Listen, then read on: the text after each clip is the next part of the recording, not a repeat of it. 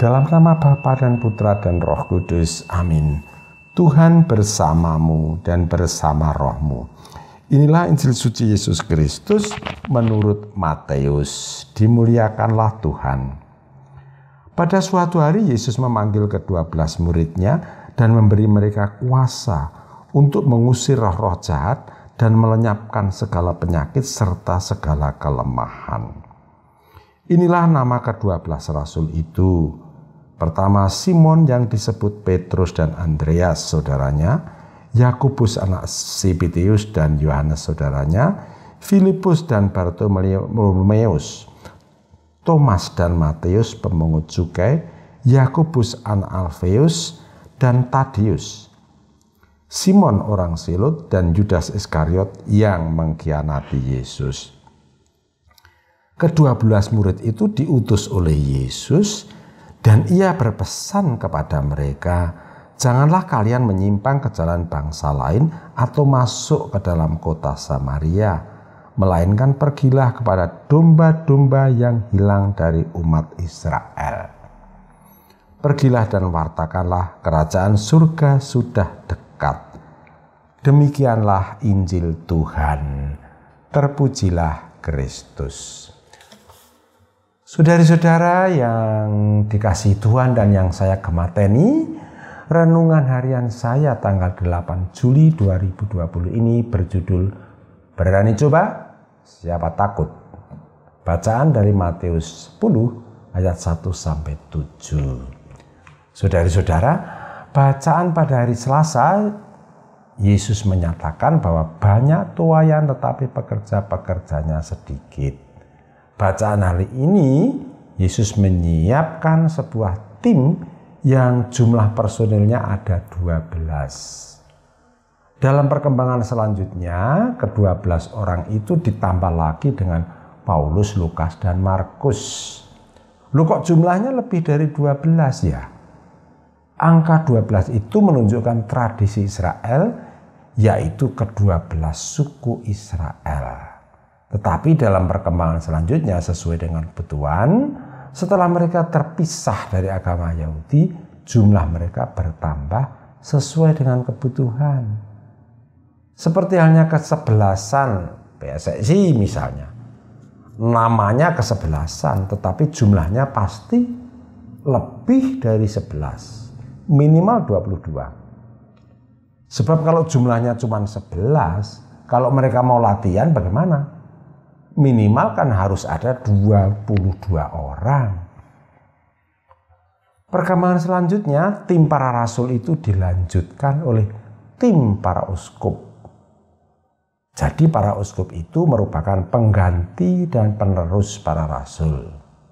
Para uskup ini dibantu oleh para imam, atau dalam bahasa kita oleh para romo.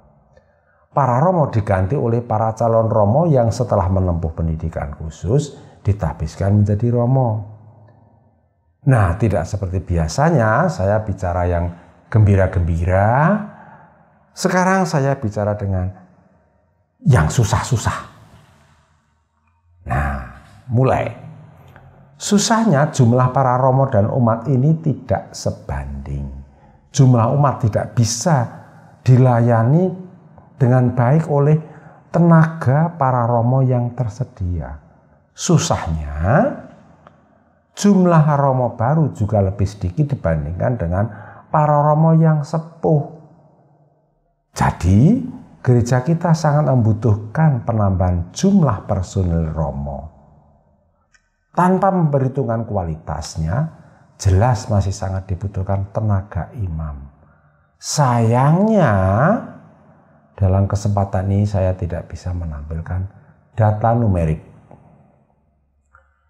Lagi-lagi, susahnya jumlah calon imam yang masuk seminari ini makin sedikit. Susahnya, tidak semua anak-anak yang pintar dan berkualitas ini lebih memilih sekolah-sekolah favorit dan unggulan.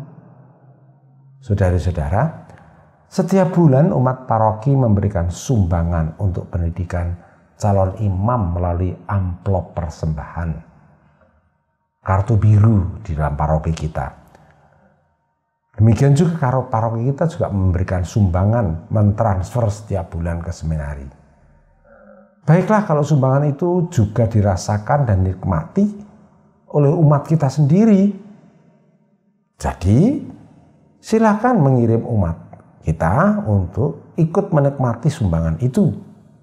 Dengan kata lain, selain menyumbang uang, keluarga-keluarga bisa menyumbang personil untuk menjadi calon romo. Susahnya, ada anggapan kalau jadi romo itu sulit. Sialnya, yang suka menjawab itu bukan orang yang jadi romo. Bukan orang yang sudah mengalami. Lah wong belum mengalami kok berani-beraninya menjawab dan meyakini. Kalau tanya kepada saya, jawabannya akan tidak sulit. Hampir pasti para romo juga akan menjawab yang sama. Kecuali romo yang sedang stres. Susahnya ada anggapan kalau sudah jadi romo itu anaknya hilang. Betul nggak? Betul 1000%. Tetapi zaman VOC, zaman kolonial. Karena para romo misionaris itu memang meninggalkan keluarganya untuk selama-lamanya. Seperti para romo Londo pendahulu kita. Pada kenyataan sekarang zaman milenial, justru yang jadi romo itu yang tetap jadi anak orang tua. Anak yang tidak jadi romo sudah jadi anaknya besan, suami anaknya orang, bapaknya para cucu. Pasti sajalah mereka menomorsatukan keluarganya dan menomorduakan orang tua. Orang tua itu menjadi nomor 2 atau bahkan dilupakan. Lalu dinamakan darwis, modar ya wis.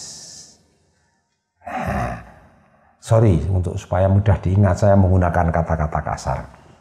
Saudara-saudara, terutama kaum muda, kalau pesantren-pesantren itu selalu penuh, mengapa seminari-seminari sepi? Para santri ini nantinya menjadi pemimpin umat Islam. Kalau romonya kurang, apakah kita rela minta tolong para santri untuk memimpin gereja?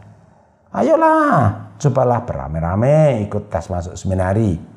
Yang namanya panggilan itu tidak sekali jadi. Awalnya proses coba-coba juga. Nah kalau dari awal sudah mantap, langsung saja ditabiskan. Panggilan itu perlu dipertimbangkan, dicoba dan dimurnikan dalam proses. Belum apa-apa sudah bilang enggak panggilan, ngawur ah. Panggilan jadi romo itu terbukti mantap sebagai panggilan. Kalau romonya mati masih tetap sebagai imam. Amin. Kemuliaan kepada Bapa dan Putra dan Roh Kudus, seperti pada permulaan, sekarang selalu dan sepanjang segala abad. Santa Maria Fatima, doakanlah kami. Dan semoga kita selalu mengalami berkat Allah yang Maha Kuasa, Bapa dan Putra dan Roh Kudus. Amin.